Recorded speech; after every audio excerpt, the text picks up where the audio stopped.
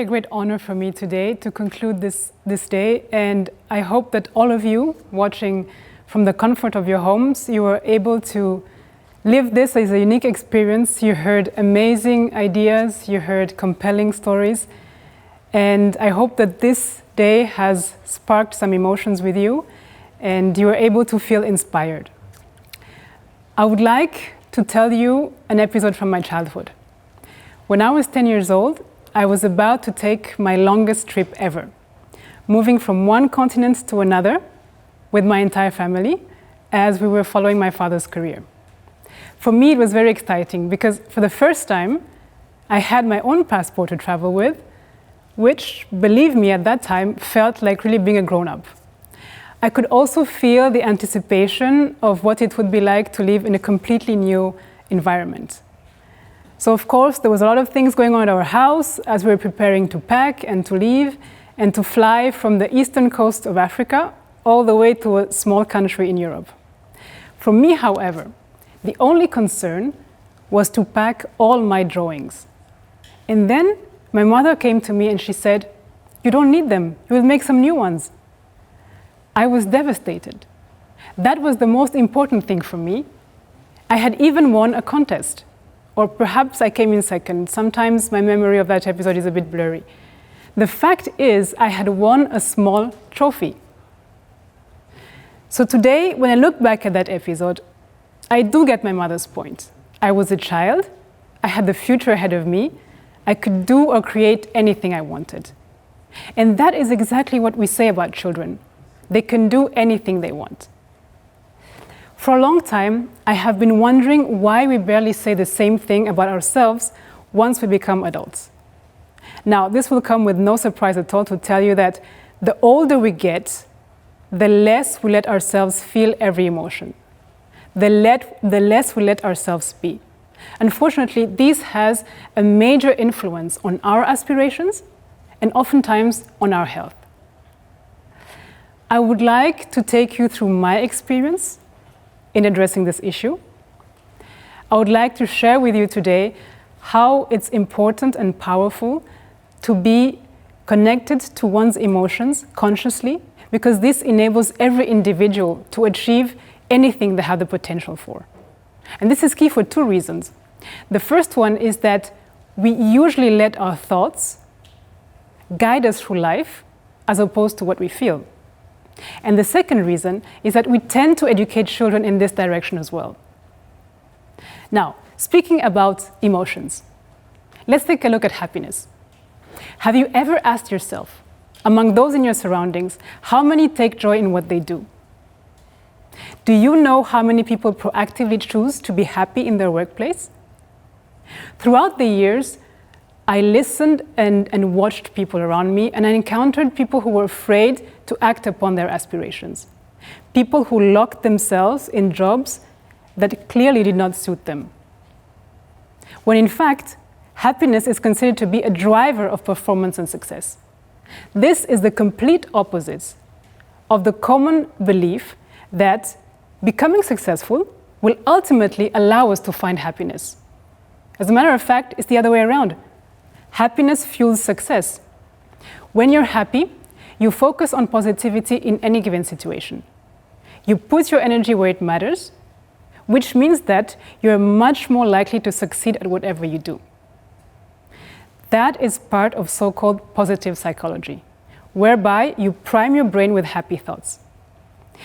And did you know that our brains are hardwired to perform at their best when they're positive? Not when they're neutral, not when they're negative, but when they're positive.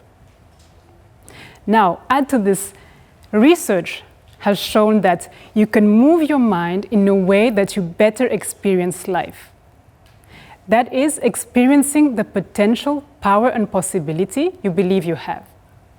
That is amazing.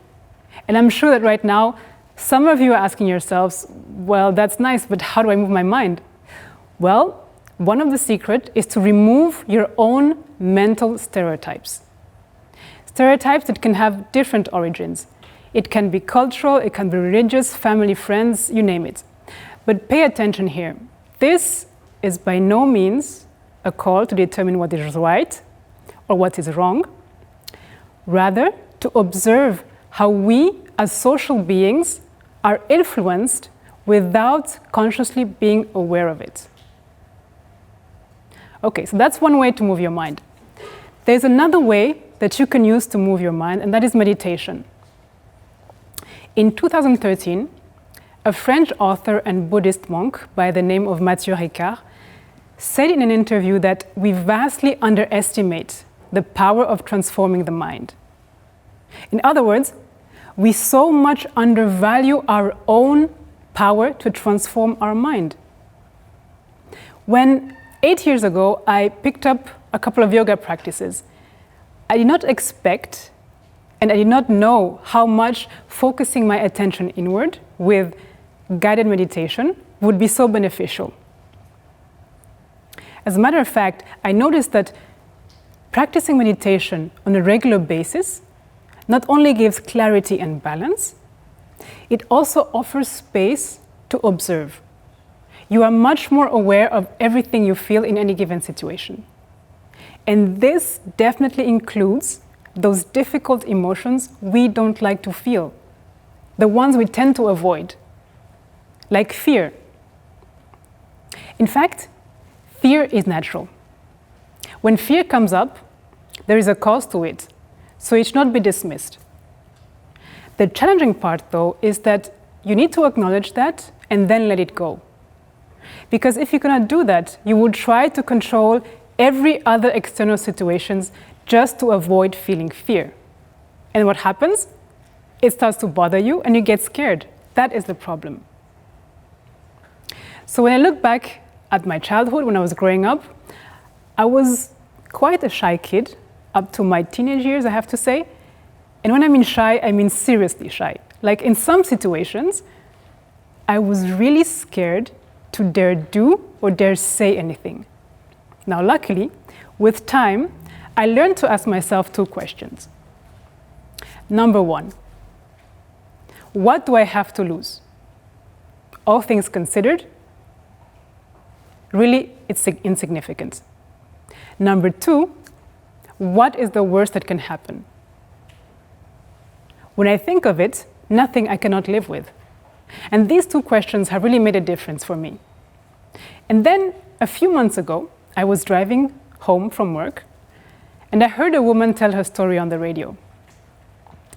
Her narrative gave me such an incredible perspective on fear, I try to always keep it present with me.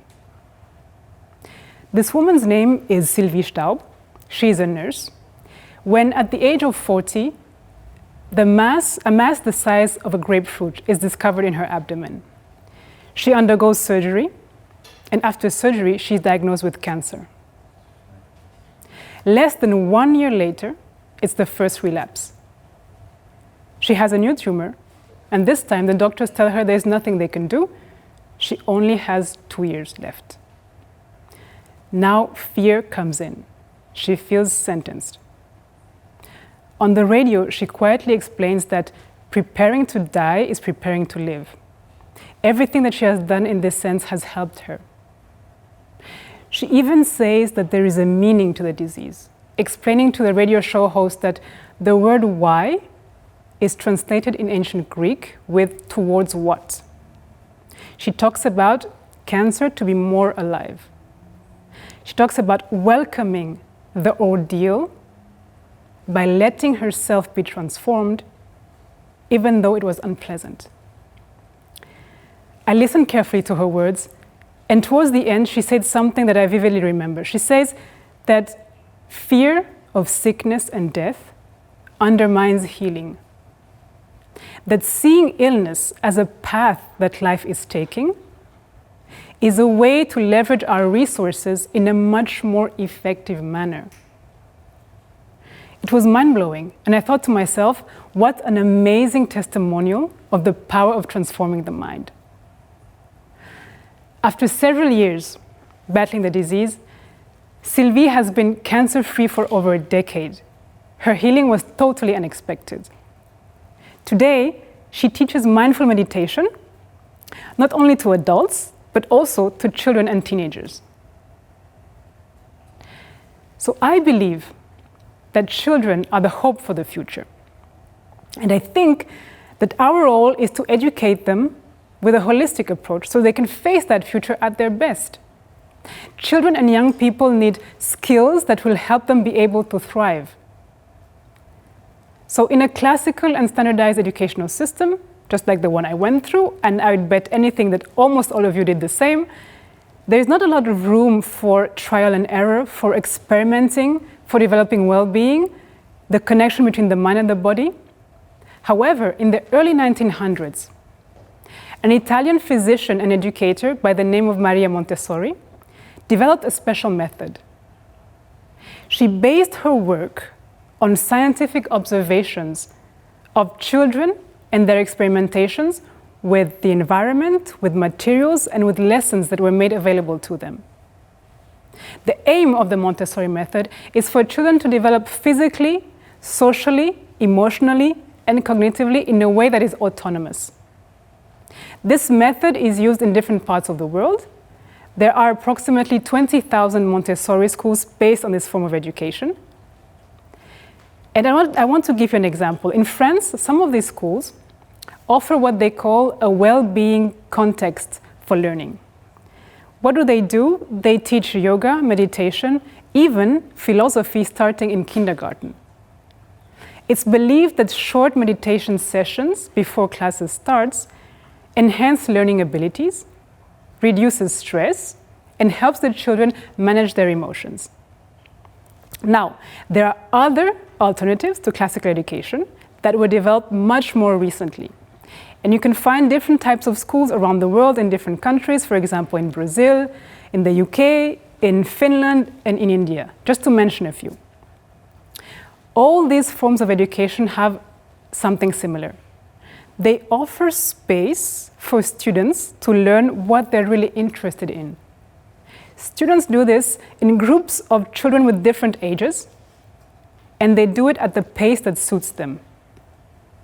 On top of that, some of these schools, for them, mindfulness is an important tool in their teaching methods. So when I bring together all these different pedagogies, I find one common feature, and that is children are trusted for being who they are. They develop self-confidence, they develop self-esteem, and they develop critical thinking by learning at their own pace.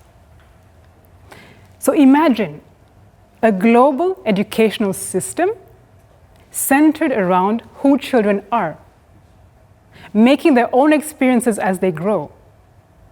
Can you picture something like that? This somehow reminds me a quote from the late great American poet and civil rights activist Maya Angelou, a quote that says, "I have learned that people will forget what you said, people will forget what you did, but people will never forget how you made them feel." So what if everything was about experiences, how they make us feel from childhood all the way through adult life? What if our feelings were so important they become the source of our actions? And what if observing our feelings had the power to transform our mind? Isn't that worth focusing our attention towards ourselves? Isn't that worth questioning our thoughts? Think about it. Now, I don't remember exactly what my mother told me a few decades ago when we were packing. What I do remember is how I felt about what she said. I was disappointed, I was sad, and I was frustrated.